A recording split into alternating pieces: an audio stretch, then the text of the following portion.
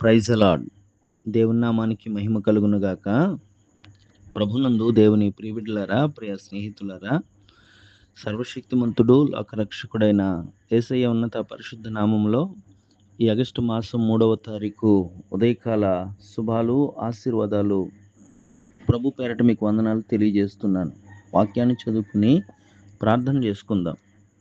యెహోవా, ఉదయమున నా కంఠస్వరము నీకు వినబడును. ఉదయమున నా ప్రార్థన నీ సన్నిధిని సిద్ధము చేసి కాచియుంచుదును. కీర్తనల గ్రంథము 5వ అధ్యాయం 3వ వచనంలో మానవుని జీవితంలో ఇచ్చిన దినచర్య ప్రతి ఉదయం రాత్రి నువ్వు పడుకొని మరలా లేపగలుగుతున్నావు అంటే దేవుడిచ్చిన ఆయుష్ అని గుర్తించాలి. దేవుడు మనకు ఆరోగ్యం, ఆయుష్ ఇచ్చినప్పుడు మన దినచర్య ప్రభుతో ప్రారంభించగలిగే వారిగా ఉండాలి. ఆ ప్రభుతో ప్రారంభించిన దినములో మనం చేయుచున్న పనిపాటలు, లేకపోతే మన జీవన విధి విధానాలు, మనకు కావలసిన ఈవులు, మనం నడుచుకోవలసిన విధానము సమస్తము కూడా ఆయన అధికార ఆధిపత్యానికి అప్పగించుకుని మన దినచర్య ప్రారంభించుకోవాలి. భక్తుడు చెప్పిన రీతిగా ఉదయమున మనము దేవునితో మాట్లాడేవారిగా ఉండాలి. కంఠస్వరము ఆయనకు వినబడించేవారుగా, మన మాటలు ఆయనకు వినబడేలాగా, అంటే ప్రార్థన చేసి దినచర్య ప్రారంభించుకునేవారుగా ఉండాలి. ప్రతి ఉదయమున మన ప్రార్థన ఆయన సన్నిధిలో సిద్ధపరచుకుని ఉంచాలి. ఆయనతో ప్రతినిత్యము కూడా సహవాసం చేయాలి. అందుకనే దావీదు ఉదయము, మధ్యాహ్నము, సాయంకాలము, రాత్రివేళ, వేకువజాముల్లో దేవుణ్ణి ఆరాధిస్తూ వచ్చేవాడు, ప్రార్థన చేస్తూ వచ్చేవాడు. అందుకనే దావీదుని గురించి దేవుడు అంటున్నాడు, దావీదు నా హృదయానుసారుడు, దేవునికి ఇష్టమైన వాడు. నీవు నేను కూడా ఇష్టం అవ్వాలంటే మన జీవితంలో ప్రతి ఉదయము కూడా ప్రభుతో ప్రారంభించినప్పుడు, మన కంఠస్వరం ఆయనకి వినబడి చేయనప్పుడు, ఆయన మనకు అప్పగించుకున్నప్పుడు మన రోజంతా కూడా ఆయనే కాపాడుతాడు.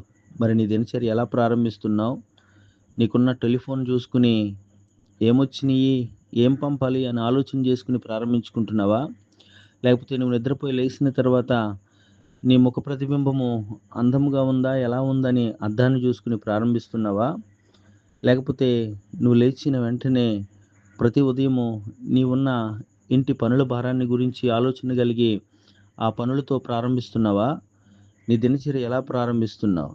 అయితే వాక్యము చెప్తుంది, భక్తుడు మాట్లాడుతున్నాడు, యెహోవా, ఉదయమున నా కంఠస్వరము నీకు వినబడును.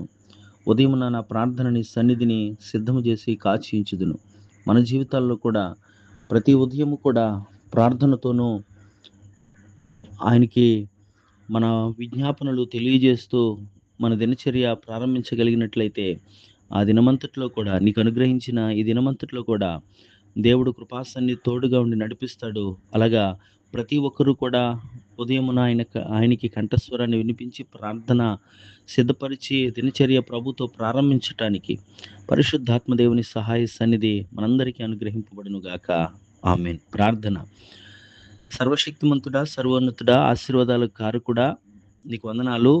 దేవరాత్రంతా సుఖనిద్రనిచ్చి ఆయుష్ను పొడిగించి ఆరోగ్యాన్ని అనుగ్రహించి మాకిచ్చిన ఈ ఉదయకాల నీ విలువైన మాటలు ప్రార్థనతో ప్రారంభించే ఈ భాగ్యాన్ని బట్టి నేను స్తుతిస్తున్నాం. అందరూ ఈ గ్రూపుల్లో ఉండి మాటలు ఆలకిస్తూ వారి దినచర్య ప్రార్థనాపూర్వకంగా ప్రారంభిస్తున్నారో వారందరినీ కూడా ఆశీర్వదించండి. ఈ దినమంతట్లో కూడా ప్రతి విషయంలో కూడా నీ కృప తోడుగా ఉంచండి. ఆయా దేశాల్లో ఉన్న బిడ్డలందరి చుట్టూ నీ భద్రత ఉంచండి. నేటి దినము పుట్టినరోజు, పెళ్లిరోజు జరుపుకుంటున్న వారికి నూతన సంవత్సర దయా కిరీటాలు ధరింపజేయండి. నువ్వు అనుగ్రహించిన దినమంతట్లో కూడా మా పిల్లల పనులు, ప్రయాణాలు సఫలపరచమని, బలహీనులైన వారిని బలపరచమని నజరేయుడైన యేసు పరిశుద్ధ నామములో ఈ ప్రార్థనలు అడుగుచున్నాను పరలోకపు తండ్రి. ఆమేన్.